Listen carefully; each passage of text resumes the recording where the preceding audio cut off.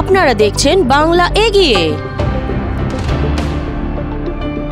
আমাদের পাড়া আমাদের সমাধান একটা অভিনব প্রকল্প। আর আমি যদি একটু আগে ফিরে যাই, যে আমরা দেখছি যে মমতা বন্দ্যোপাধ্যায় 2011 সালে ক্ষমতায় আসার পর থেকে শুধু পশ্চিমবঙ্গের মানুষের জন্য এক একটা করে জনমুখী প্রকল্প, তিনি মস্তিষ্ক প্রসূত প্রকল্পগুলো মানুষের সুবিধার জন্য, মানুষকে সাহায্য করার জন্য তিনি এনেছেন। তাই আজকে এই যে আমাদের পাড়া আমাদের সমাধান এই ক্যাম্পটা আমরা মানে অভূতপূর্ব সাড়া পেয়েছি। আমাদের 10টা থেকে ক্যাম্প শুরু হচ্ছে, 1 ঘন্টা 11টার মধ্যে এত ভিড় হয়ে গেছিল। আজকে আমাদের 192 পার্ট থেকে 197 পার্টের কাজ হচ্ছে এখানে। আমাদের প্রত্যেকটি পার্টের সঙ্গে আমি আলাদা আলাদা আলাদা করে মিটিং করেছি। প্রত্যেকটি পার্টে গিয়ে আমি ওখানকার মানুষের সঙ্গে বসে বসে আমি মিটিং করেছি।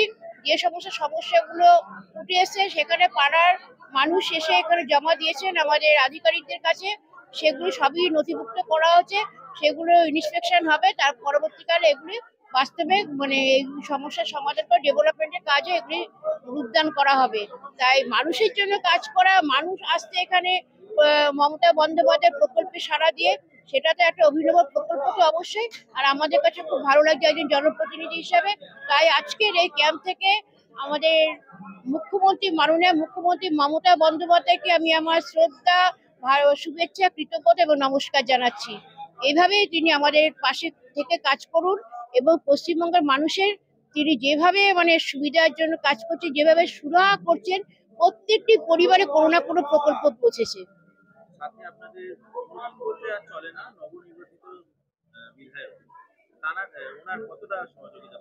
না, আমরা নবনির্বাচিত বিধায়ক 1 বছর হচ্ছে, মানে খুবই সহযোগিতা প্রত্যেকটি ওয়ার্ডের জন্য। যখনই ডাকি আমরা তখনই তিনি সেই ডাকে সাড়া দিয়ে আসছেন।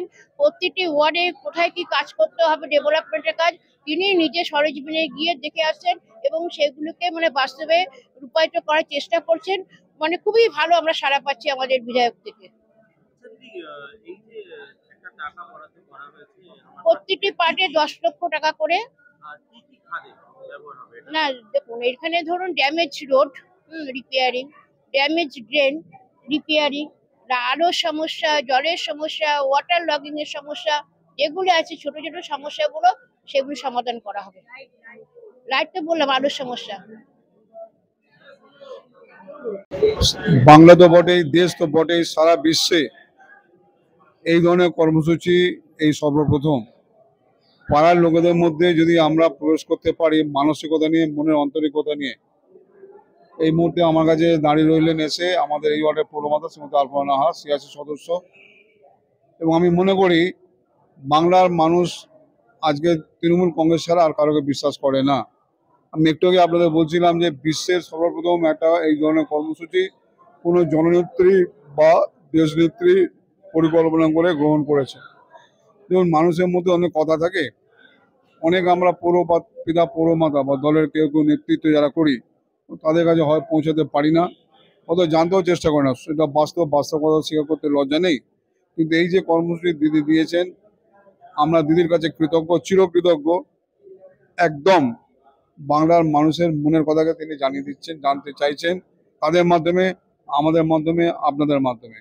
এবং এই জানাজানির পরেই তিনি বলেছেন যে 10 লক্ষ টাকা করে প্রতি বুথ পিছু দেবেন, তার মাধ্যমে ড্রেন ভেঙে যাওয়া নিকাশির ব্যবস্থা, আরও কিছু কিছু কাজ। এবং তার পাশে দুয়ারে সরকার যেটা চলছে সেখানেও তিনি বলেছেন যে মানুষের বিভিন্ন রকম যে কর্মসূচি থাকে, মানুষের যে দাবি থাকে, এই ধরুন আলপনা, আমি বা আমরা যারা পৌরপিতা পৌরমাতা, বিধবা ভাতা, বার্ধক্য ভাতা, মানসিক ভাতা, এগুলো নিয়ে মানবিক ভাতা, এগুলো অনেক রকমভাবে আমাদের খবর আছে। সেগুলো কিন্তু অত্যন্ত দৃঢ়তার সঙ্গে দেখা হচ্ছে। কোনো কোনো বিরোধী দল বলছেন এটার পিছনে ছোট্ট রাজনীতি আছে। না, রাজনীতি তো থাকতেই পারে। আমরা রাজনীতি করার লোক, যারা বলছেন তারাও রাজনীতি জগতের লোক। কিন্তু রাজনীতি করলে তো আমরা মানুষের মনকে বুঝতে পারি, কিন্তু আমাদের রাজনীতি মানুষের মন বোঝা, আমাদের রাজনীতি মানুষের কাছে পৌঁছানো। আর যারা আমাদের বিরুদ্ধে বলছেন তাদের রাজনীতি কিন্তু মানুষের পেছনে লাগা, মানুষের ক্ষতি করা এবং অবশ্যই রাজনীতির নাম করে মানুষের সঙ্গে ভণ্ডামি করা, মানুষকে ঠকানো। তাই প্রথমেই বলি, এই যে আমাদের পাড়া আমাদের সমাধান, এই অভূতপূর্ব যে চিন্তা ভাবনা, তার জন্য আমরা প্রথমেই ধন্যবাদ জানাই আমাদের মাননীয় মুখ্যমন্ত্রী জননেত্রী শ্রীমতী মমতা বন্দ্যোপাধ্যায়কে। এবং তারপরে আসি আমাদের মমতা ব্যানার্জির দূত হয়ে যিনি আমাদের বরানগরে পদার্পণ করেছেন 2024 সালে, শ্রীমতী সায়ন্তিকা ব্যানার্জিকে, তিনি আসার পর থেকেই কিন্তু আমাদের বরানগরের ঘরের মেয়ে হয়ে উঠেছেন। আজকের দুয়ারে সরকারের ক্যাম্পে হয়তো তিনি আসতে পারেননি, তার বিধানসভায় আজকে অধিবেশনের শেষ দিন, তিনি আগে থেকেই জানিয়েছিলেন যে আজকে আসতে পারবেন না, কিন্তু তিনি প্রত্যেকটি বার যতবার আমাদের ওয়ার্ডে যে কোনো প্রোগ্রাম তথা বরানগরে যে কোনো জায়গায় তাকে আমন্ত্রণ জানানো হয় বা উন্নয়নমূলক যে কোনো কাজ হয় সেখানেই তিনি উপস্থিত হয়ে যান। এবং আপনারা এটাও জানেন বা যারা জানেন না তাদের জন্য আমরা বলে রাখি, আমাদের ওয়ার্ডের ভোলানাথ স্ট্রিটের যে রাস্তাটা দীর্ঘদিন হয়ে ধরে বেহাল পড়েছিল, আমরা সায়ন্তিকাদিকে নিয়ে একবার ভিজিট করেছিলাম। ভিজিট করার 2 থেকে 3 মাসের মধ্যে সেই রাস্তা স্যাংশন হয়ে যায় এবং আমরা সেইখানকার যারা রয়েছেন বাসিন্দা তাদেরকে সকলকে জানিয়ে দিচ্ছি পুজোর পর থেকে সেটার কাজ হবে। তাই সায়ন্তিকাদিকে অসংখ্য ধন্যবাদ। তিনি বিধায়ক নন, আমাদের কাছের মানুষ, দিদি হয়ে উঠেছেন এবং বরানগরের ঘরের মেয়ে উঠেছেন। প্রত্যেকটা ক্যাম্পে যেরকম ভাবে তিনি মানুষের কাছে পৌঁছে যাচ্ছেন, নিজে গিয়ে আধিকারিকদের কাজ খতিয়ে দেখছেন, সেটি এক কথায় অনবদ্য।